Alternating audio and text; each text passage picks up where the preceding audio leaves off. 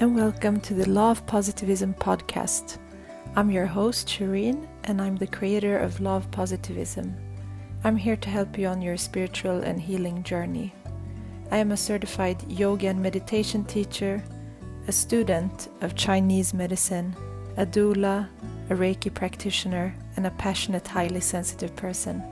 I want to use my knowledge to channel information and messages for you to grow on all levels.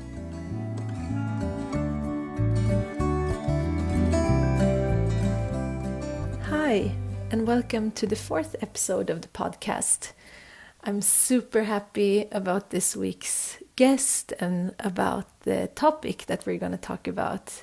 It's something that I've written about a lot before and that I get so much feedback around, and it's the HSP, highly sensitive person trait, that has been researched for a long time now. It's a personality or a trait that 15% to 20% of the population have, and it's a trait that makes you very sensitive to the environment, so that you can sense and feel things in a more heightened state and in a deeper way. So this is a really interesting topic, and I think many of you out there are relating to this personality trait. And it's not only your personality, it's an innate trait that we have and that we're born with. So I have this amazing guest, Mia Hozona, who I've connected with here in Sweden. And she's been working with consciousness and all of this for over 30 years. And she's been all over the world and had teachers from different parts of the world. And she's now the founder of the Scandinavian Embodiment Academy, and also the HSP Embodied Leadership Training that we will talk about, the quantum way also. And it's so interesting. She has written a book called HSP Embodied Self-Leadership, the Quantum Way, that will be published in 2020. So we will talk about this training as well. And just interesting because she's been studying consciousness since 1989 with masters like Sri Papaji and Barry Long. And she's a yoga teacher. She's trained in Reiki. She also does Hawaiian healing massage, and she's a coach as well. And right now she's studying with Dr. Joe Dispenza. So she has so much wisdom, so much knowledge, and I'm super happy to present this episode to you. And I would love to hear back from you what you think and how you feel when you're listening to it, and if you have any questions. So just enjoy this episode.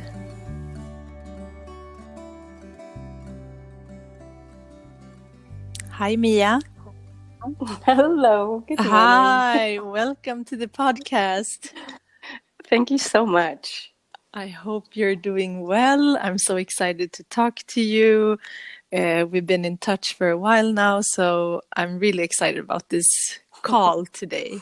And I just want to start by asking you, before we start our conversation, how you stay mindful and present. Well, first of all, I just want to say thank you for inviting me and just acknowledging your work, because I love what you do. It's so beautiful, the Instagram account that you hold. Thank you. And that you started this podcast. Thank you so much. Hooray for you for spreading so much light and goodness. And Thank you. So I'm very happy to be here. Staying mindful and present. It's an interesting topic, as we're going to talk about high sensitivity today, right? Yeah, because it's and I really have kind of a long response to that, if that's okay. Yeah, sure. Yeah, because like for the highly sensitive person, just generally before I talk about myself, is if we are aware of our high sensitivity and we know about it, a lot of people still have to learn about it, right? And identify with it. But if we are aware of our high sensitivity and we're somewhat embodied in that, then for a lot of us, the trick is to relax really from how super present we are. So it's not so much an issue about becoming more present. It's more about being aware of how present we are, and then finding, a relaxation in that, so that we can surf and navigate through life with this high presence, because that's really what high sensitivity is about. And excuse me, and that's the mindfulness in it.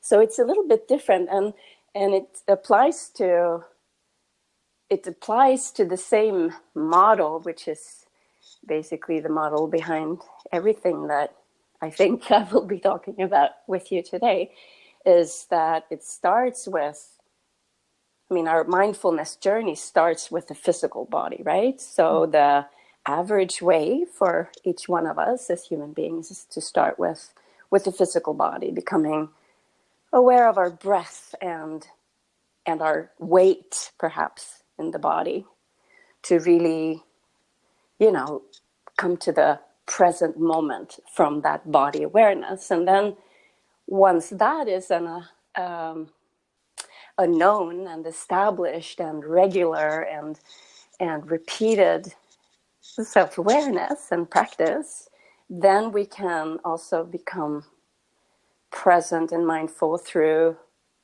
a little bit higher up in the energy systems or chakra systems, or and into our emotional body. So really connecting with our heart to become staying present and staying mindful, like, whoa, checking in with ourselves, what's happening in me now, and okay, yeah, this is going on. But that can't be done before we've been used to or are known with doing this mindfulness check-in through the body, right? And then from there, once we have established and really embodied that and kind of live in that on a daily basis, we're the embodiment of those types of presences or abilities to become present through these different parts of ourselves, the physical and the emotional. Then we can start also working on, which is my greatest excitement at this time in my life, together with the others as well, is the becoming present through our thoughts.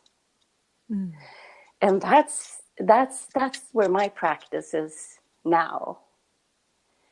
I spent many years in, let's say, both of the other, like the presence in the physical body, and then quite easily for a highly sensitive personality, I would say, coming into the emotional body for presence, because the veil for us into our emotional body is quite thin. It's easy for us to get there. It's easy for us to be there the whole time, actually, and even be overwhelmed by it, which we'll probably talk about today. But so my practice is about thought presence. And it's so exciting.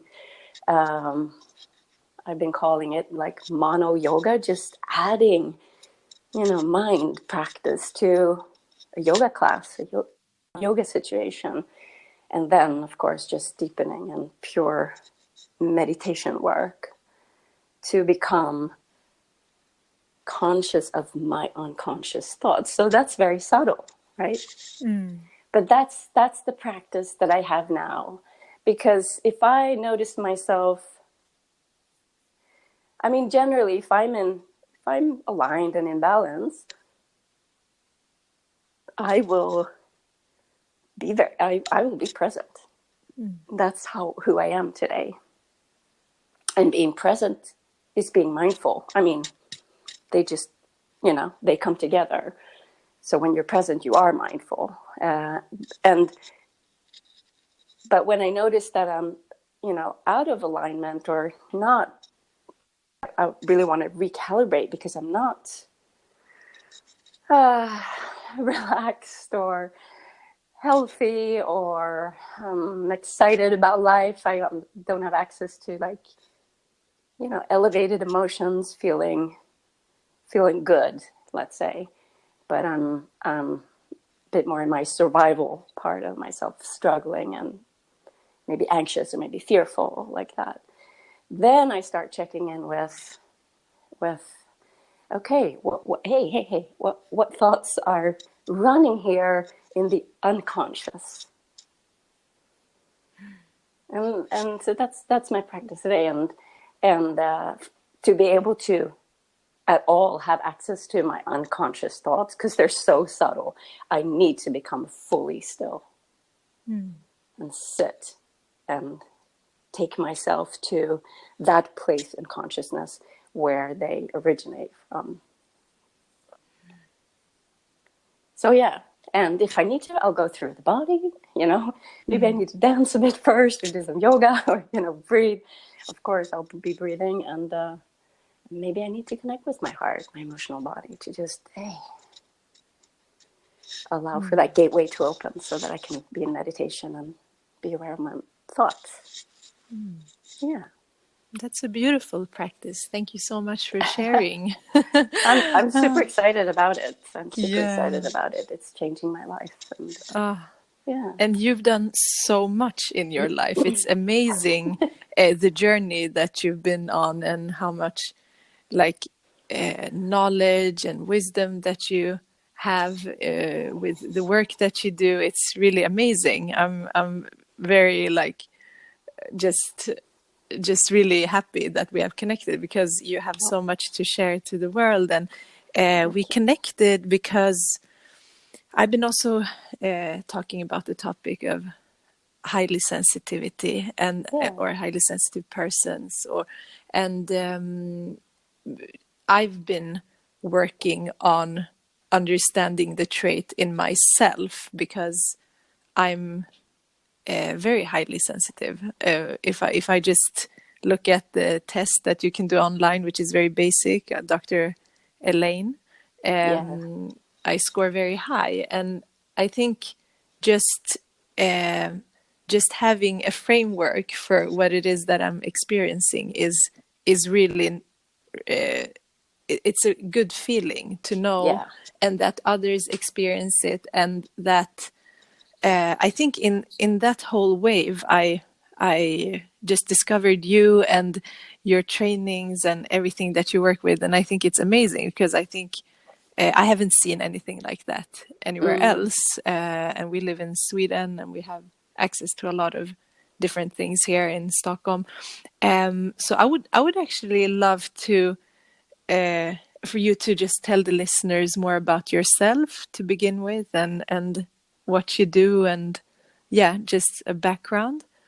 Oh, thank you. Thank you for that acknowledgement and presentation.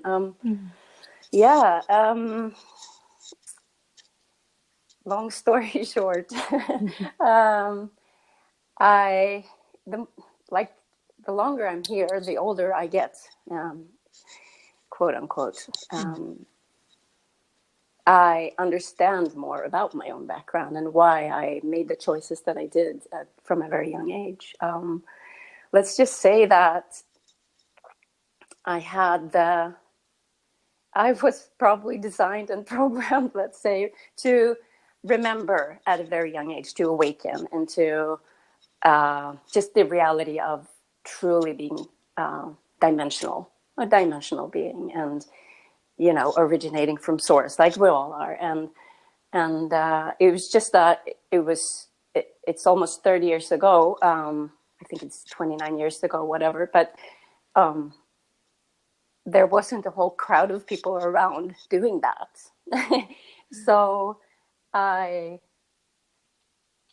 was very much drawn to finding people who related to it in a similar way, like myself, like we do, like you said about, you know, reading the HSP book, or just identifying with, oh, okay, I belong to this group, kind of.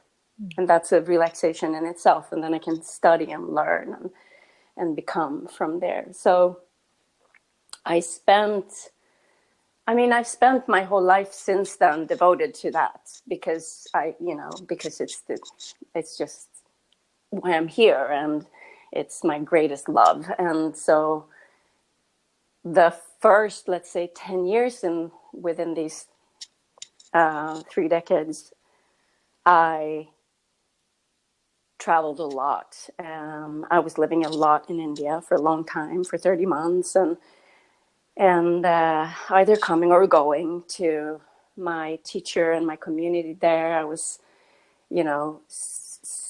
studying. I was just taken to by grace, without knowing what was happening to me, to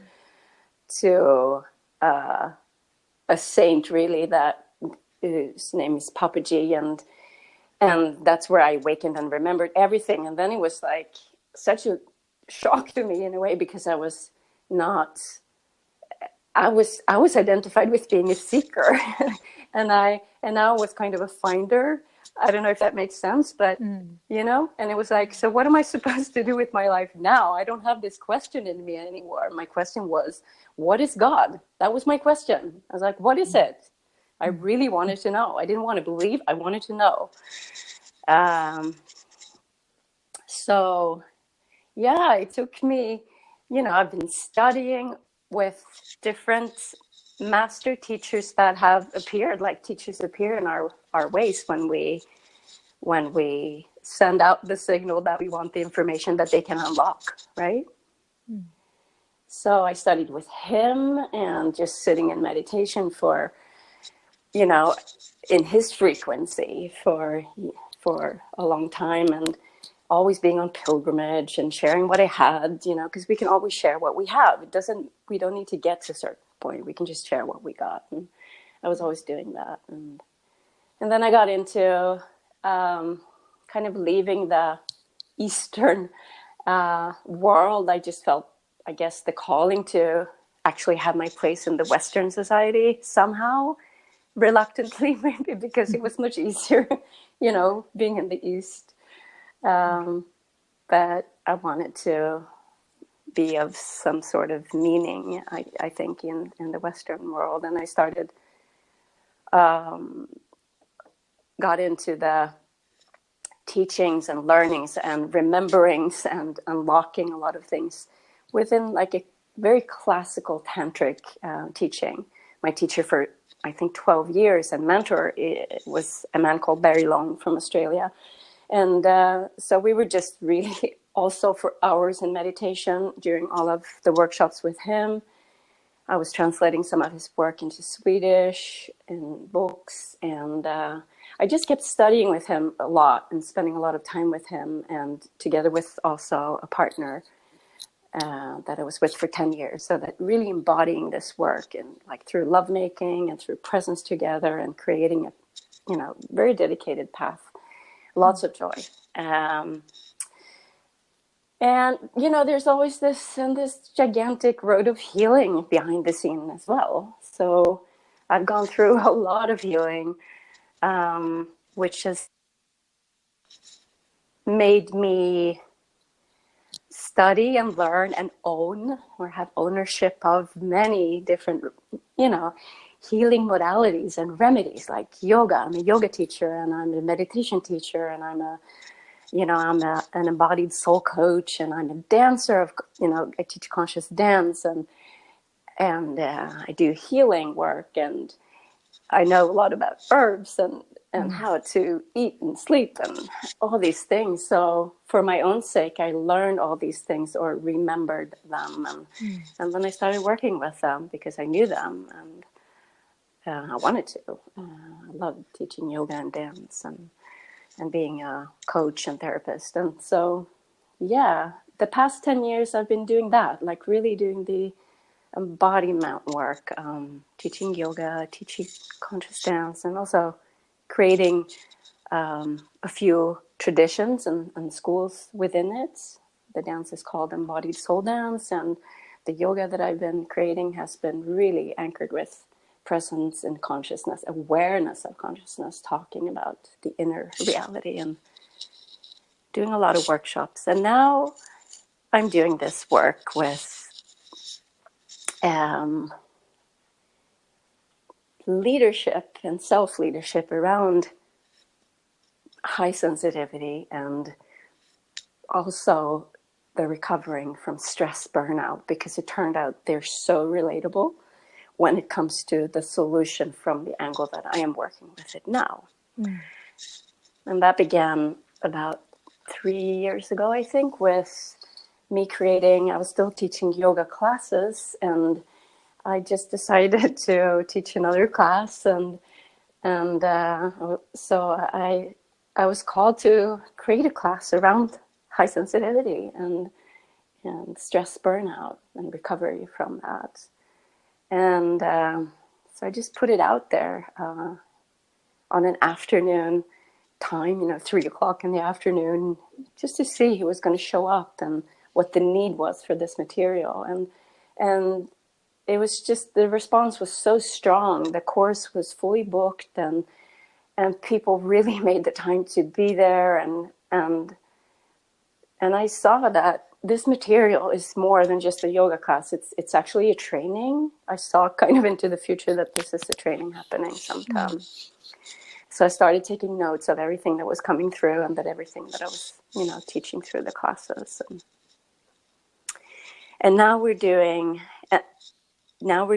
this work in intro workshops, which is like a retreat. We just go to retreat for 2 days, and we relax and restore at the same time. But it's also an introduction to this work and this self-leadership from like the quantum perspective and embodied learning.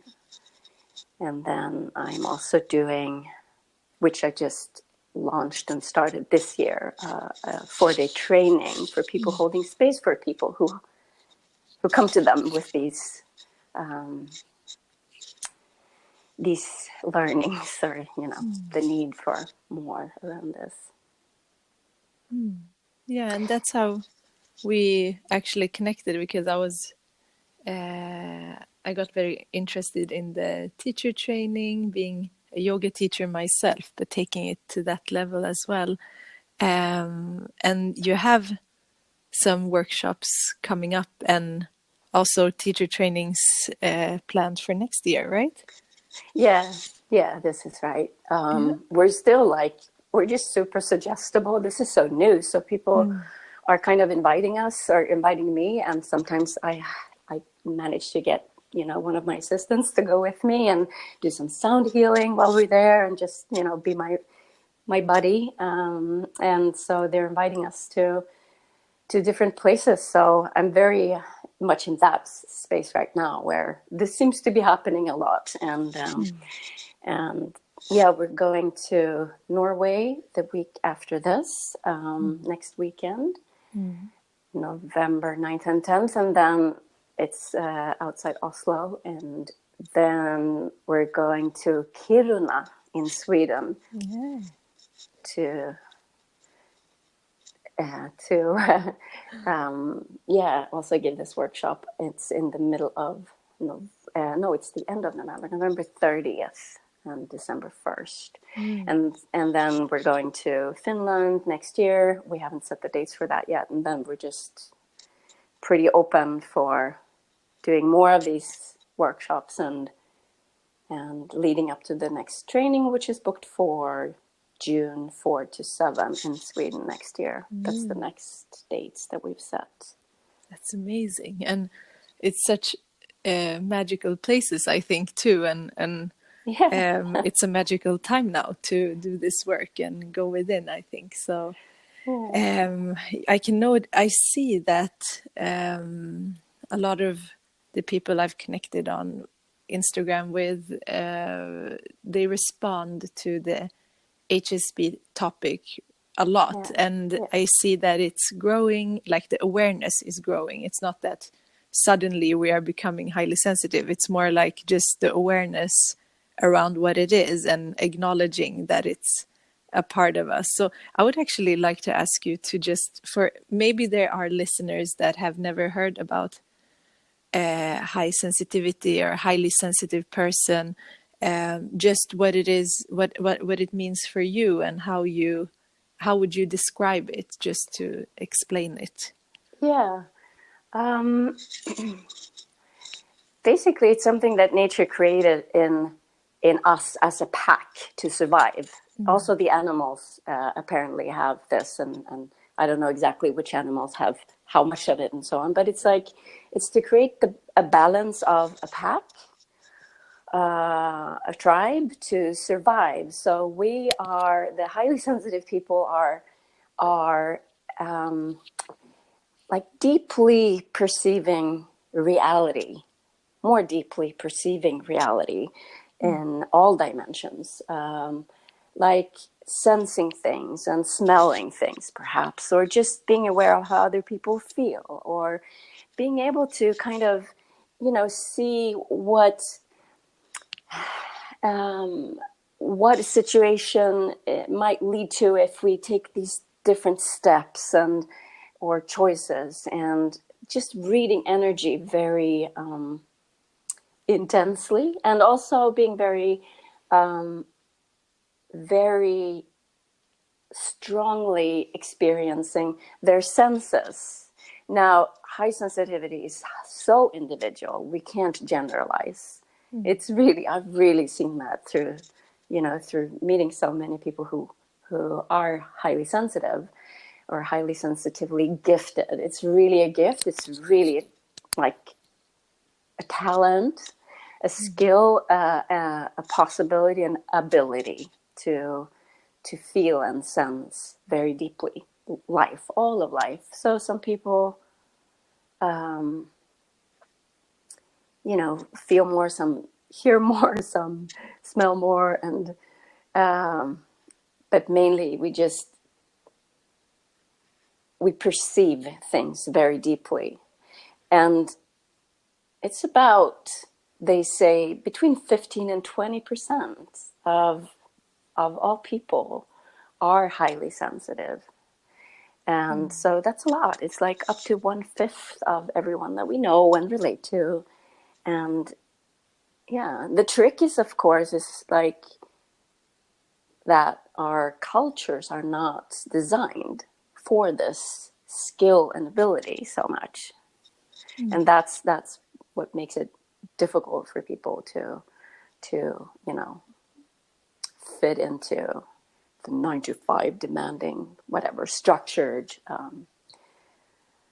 But on the other hand, a lot of other people find difficulty into fitting into that as well, because it's designed for, it's very stressful, and it's designed for a different kind of pace than what's actually our normal rhythm anyway.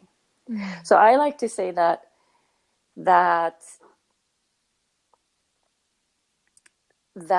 some of our energy centers, or chakras, as highly sensitive people, are more enhanced or advanced than the average person. And they're all about intuition. It's like, the gut feeling. Our intuition is heightened. We know things, or we feel things, or we're in tune with that. So we can help other people be in tune with their intuition.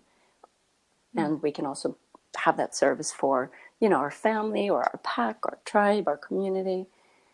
And it's the same with our heart, the other center for intuition, feeling from the heart, and being intuitive from the heart, just being connected, quite emotional in a way, but or feeling at least from that place. And then also the higher intuitive centers, like the pineal gland, the third eye, and above. That's a great way of seeing and describing it. And I think, like you said, it's very, I mean, we can all have so many different personalities and ways of being and living, So it's really hard. But usually, I mean, I think I can sense if someone is highly sensitive quite quick now that I recognize it in Yeah. myself. And I think highly sensitive people can also naturally like get drawn into each other because we have kind of the same needs. So it's a mutual understanding that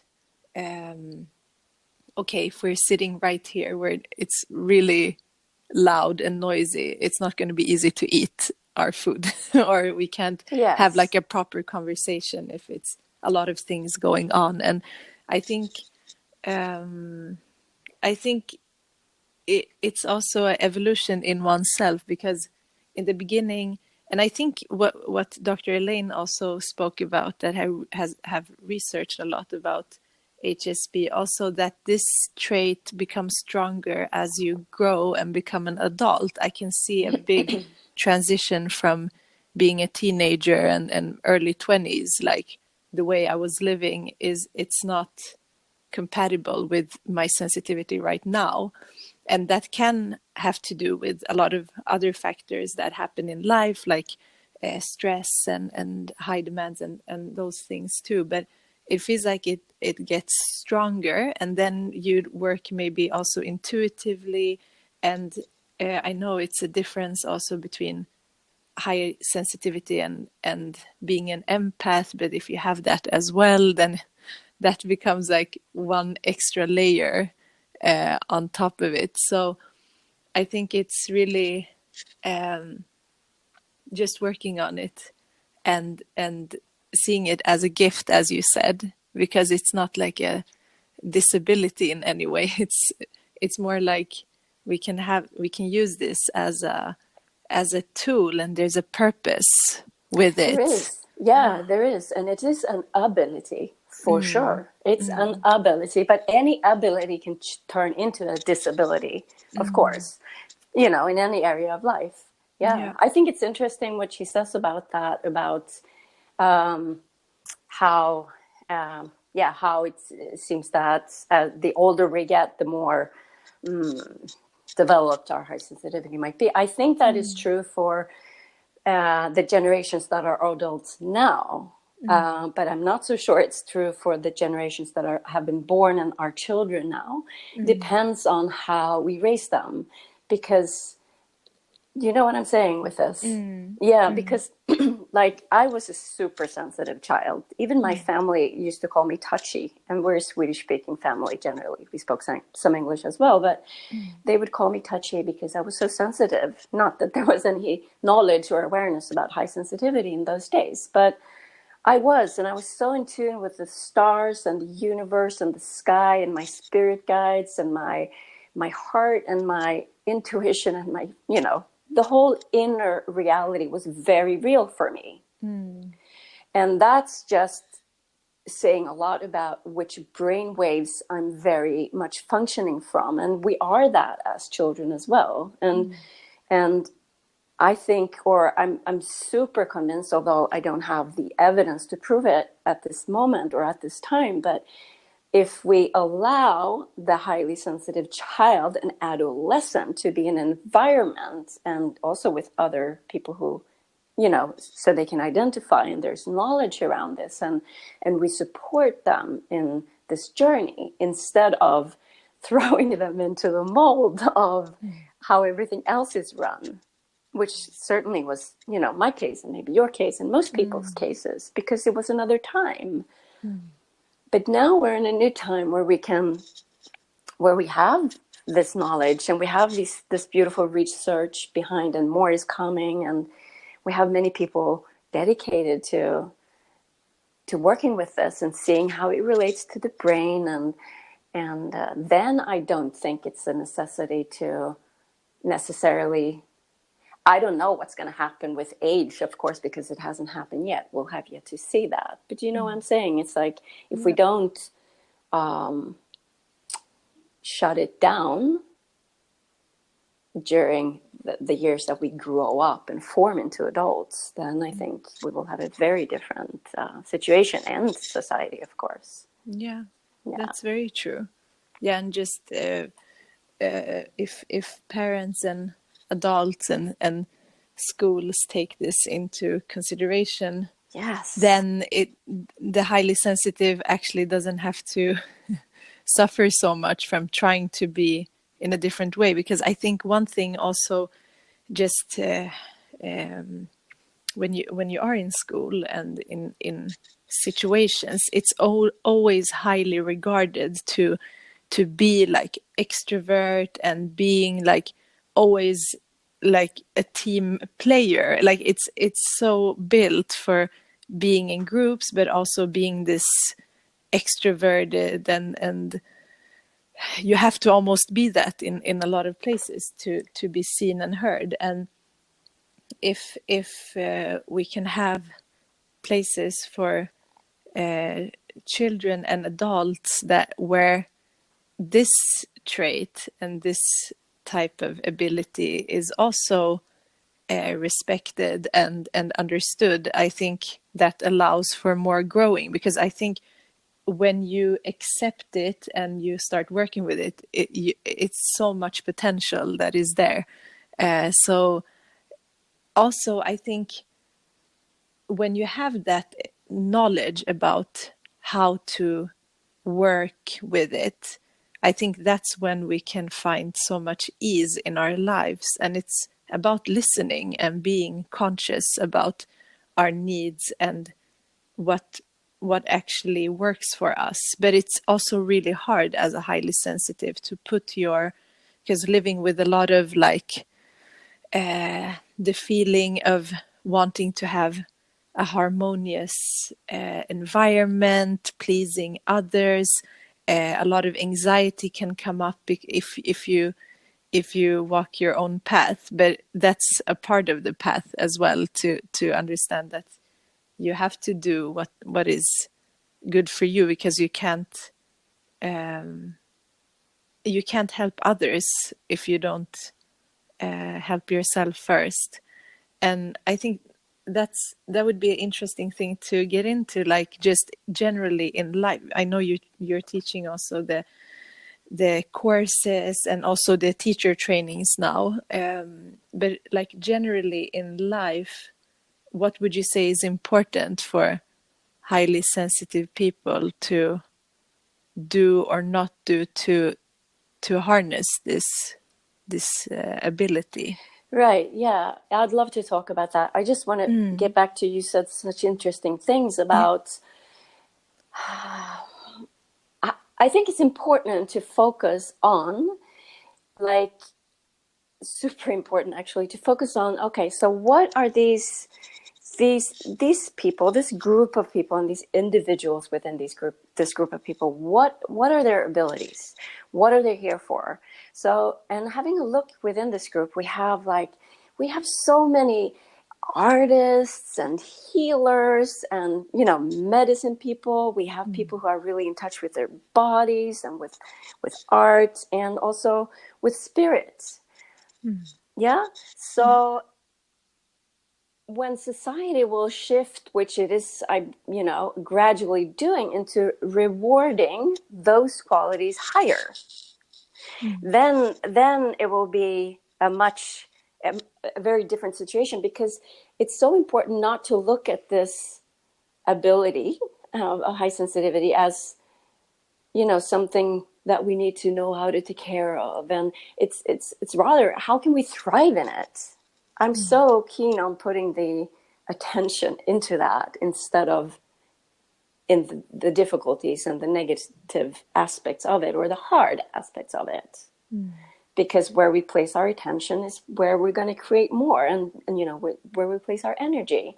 So to see that once society, or the societies or communities that really put a lot of value into, the artist community, the healer community, even like in more native kind of tribes, like the medicine man or woman, gosh, a tribe would not survive without them, or the spiritual leader or leaders of that tribe. They're super important for the tribe's survival. And so as we evolve as a species in those areas and acknowledge the value of those areas, then it's also easier to direct the thought around high sensitivity as, whoa, this is great. How can I use it? How can I work with this? And I think that's a super important aspect, because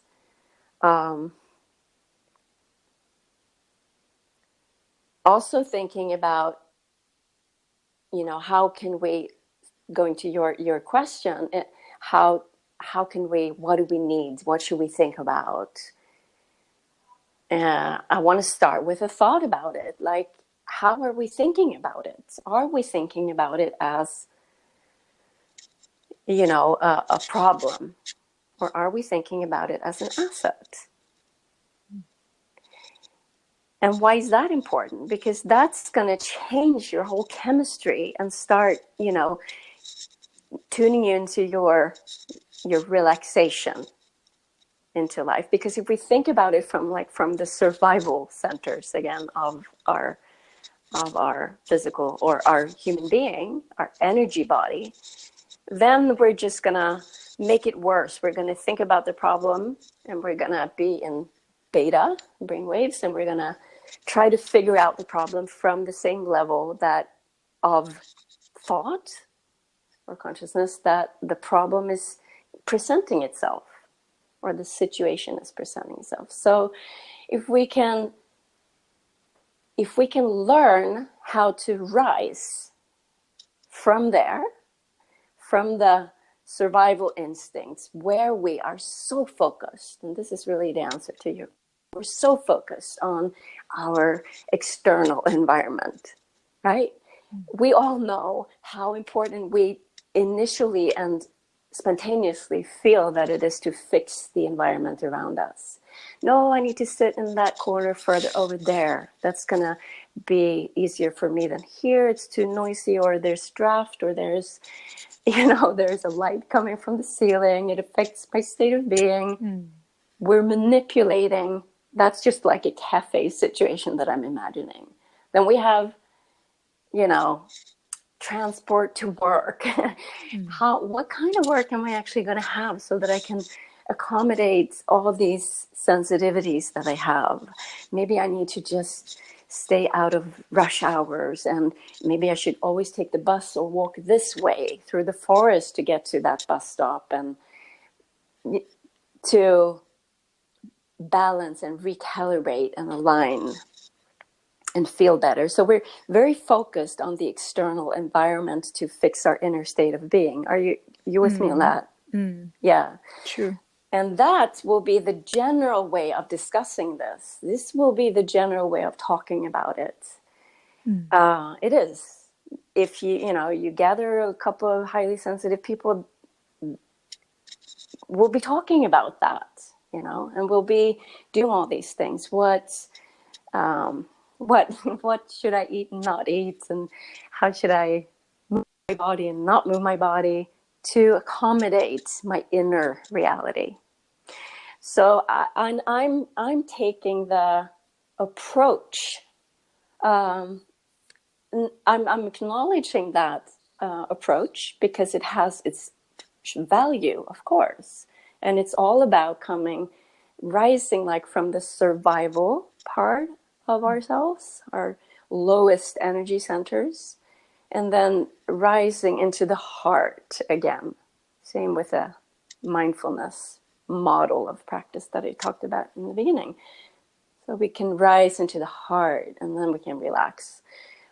And from the heart, we can access higher states of consciousness. But I'm approaching this from getting into those higher states of consciousness, the higher states of thought to begin with. And from there, create a different thought and a different relationship to our internal or inner reality.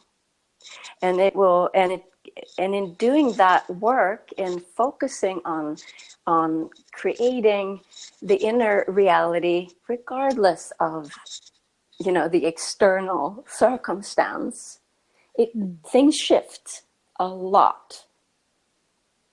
Things shift a lot because we're not working from, you know, on the situation, difficulty, or problem from the same level of thought that where it appears.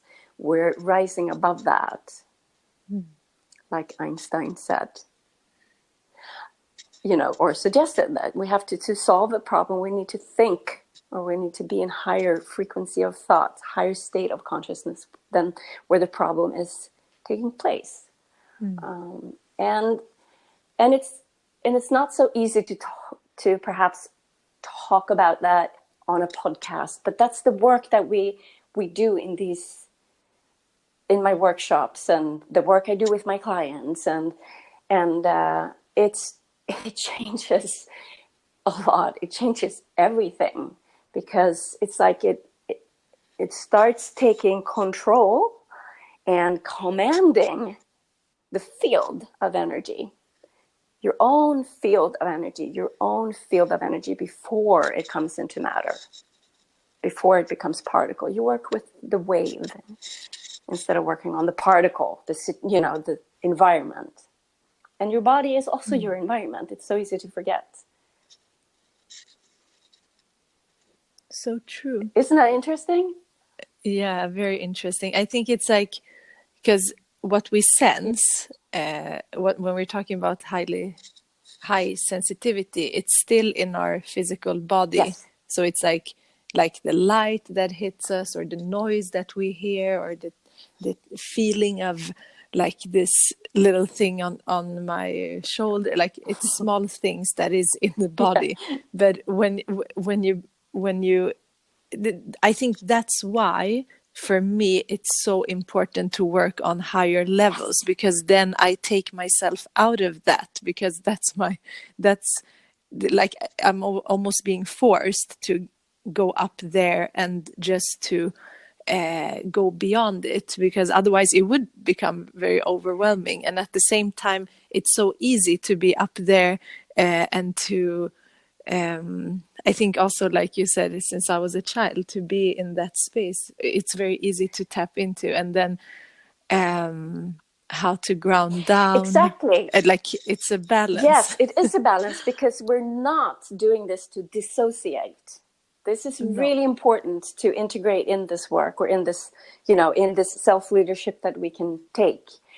So we're not doing that to dissociate, we're doing it to embody it and to bring it down into our life. And I like to say I founded this HSP 101, like, what is my first to go to? And instead of having the HSP 101, my first to go to thought or action, being something of all of these things that I have done for my whole life, and so many years, adjusting the environment. We can make a long list of how we like to adjust the environment to feel safe and feel in balance and feel relaxed, like we've been talking about. Lights and noises and geography and relationships and what we eat and what we dress in and all these things. And they're not bad. We're going to still enjoy doing that, because, it's fun to be a human, and we like to, just explore, but we don't want to be ruled and controlled by the external circumstance and environment to feel. So we want to be free to choose that, but not be ruled by it or dominated by it. So my HSP 101 is nothing of that, but it is to remember that I am bigger than the environment. I am bigger than the environment. I am bigger than any environment. I am bigger than my body. I am bigger than the environment. And what does that mean? That's not something that we intellectually can understand. We have to perceive it with our awareness. We have to take ourselves to that state of consciousness, those relaxed brain waves or frequencies that are not in survival in beta or high beta, looking for to adjust the external environment. We need to go through the gateway of the heart into the deeper and relaxation of, alpha brainwaves or theta brainwaves, and really dissolve into that void. That's where I am bigger than the environment. And that's my to-go-to. That changes everything. So when I spend time there and start choosing to spend my time in my inner reality, which is really such a much bigger reality than the matter, than the material, than all the things that are around me, including my body. Because, if we look at an atom, how much of an atom is just pure space and how much is particle? It's nothing. So that's where we go. And the work is really to direct people back, repeat, back, repeat, back, repeat. Because we are used to, our default, our current default, we're changing the current default into a new default. and that will also change because we're just an evolution. But we're changing this because we tend to immediately come back to, well, what about this? What about this? And we're looking again at matter or the external reality. So that's the whole approach from, and that will also be my response. Like, what tools can I use in my day-to-day life? Well, I could give you so many tools as of, try to find a job where you feel that you can rule your own times. And I have that. I love that. I'm not intending to change that. But I don't want to be a slave under all those circumstances that I create around myself. And I have been. So I know what it's like to be painted into a very, very small spot of a corner, because you've made your life like smaller and smaller and smaller. And a lot of us, you also mentioned being introverts. It's not true for all highly sensitive people. I have learned, because I've met so many. Some are actually extroverts. And I'm like, what? Is that possible? But, but it is. Not the majority, I wouldn't say, but... it was a big part. I think it's like 30% or something are highly sensitive, extroverted. Oh, yeah. Yeah, it's still a... Yeah. So it's... like out of the highly sensitive people, 30% are extrovert, if I remember it correctly. So it's not like we can't equate introversion with high sensitivity, because and that's a good thing to remember. It's more about our senses. But I could, as I don't know, perhaps coming to a closure of our talk eventually, is instead of giving so many recommendations for how to adjust your external situation, relationships, time and space, your life out there, my approach is like teaching people and helping people to learn and becoming in more and more in mastery of their inner environment, so that we can approach life from a higher state of consciousness. So that's where my interest lies. And I've learned, and truly need to acknowledge Dr. Joe Dispenza also, because I've been studying with him for the past 1.5 to 2 years, and to really understand like the science behind all this and apply it into the work that I've been doing. So, yeah. Amazing. And so you have the different weekends and trainings. Like who would come to these trainings and weekends? Do you have to be highly sensitive, or? How does it work? Yeah, I also see a lot of clients one-on-one, and I love doing this work also on distance. Like, we don't need to be in the same time and space at all. And if it's needed, we do a lot of healing work in there too, so that we can relax into the heart. But so anybody can come to that, of course. We all know when we're called to reach out. And to get some support to upgrade and remember. That's all we're doing. Like, I'm just unlocking things for other people. That's also why I like to call myself a coach instead of, a therapist or a counselor. Although I say that too sometimes, but it's like, I just want to give people I just want to help them unlock, and then they move on and get in charge of their own life, and not being dependent on somebody to support them forever, let's say, from the outside. To the weekends, anybody can come. Anybody can come. They're really introductions and retreats. So whoever shows up, we will accommodate for the group, and I will bring in as much of information as the group is ready for, like on an introductory level. And then the trainings are designed for people who already work with people. And that's basically it. You don't have to be a yoga teacher or a specific person, but people who come to the trainings are, well, a lot of yoga teachers and therapists and mothers, and with high sensitive children, and that's that sort of group. Anybody working with other people. I would love to see, supervisors and bosses and executives, people who are really leading other people, and among their staff obviously has highly sensitive people. Like, just so I would love that, and they are so welcome. And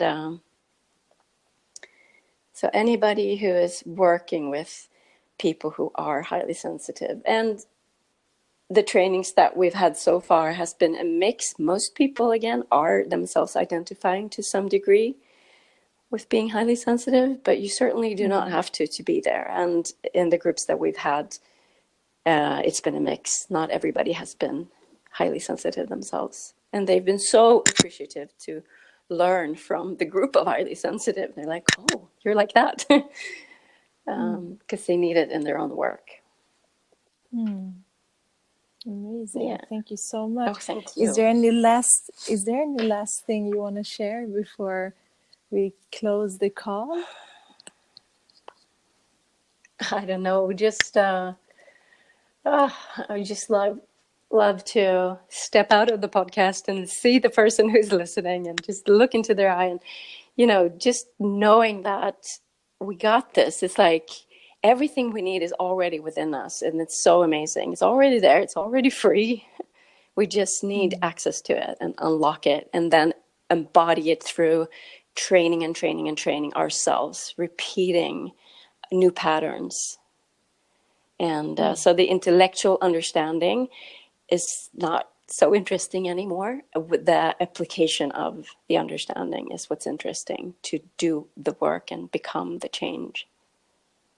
So, yeah. And of course, I open arms, hope that people reach out if they want to know more about all of this.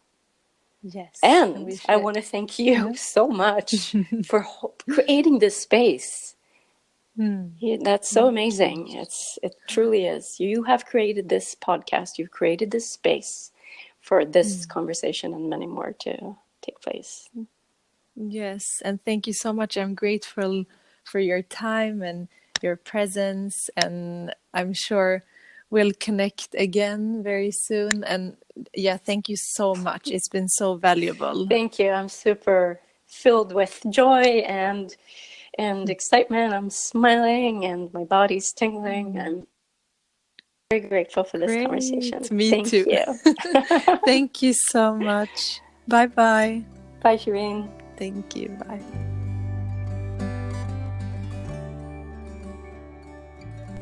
thank you so much for tuning in today. I really hope that this episode brought some more light and some more insights into the highly sensitive area, and maybe you can take something away to practice in your life. And all the links to Mia's website and Instagram and Facebook you can find in the show notes, and I just hope that you can integrate this in a smooth way. And if you feel like this episode was helpful, please leave a review and rating on iTunes so more people can find the show. And if you do so, you can also take a screenshot and I will pull an oracle card for you. So let's just take a deep breath in together and breathe out, and enjoy the rest of your day or evening. Namaste.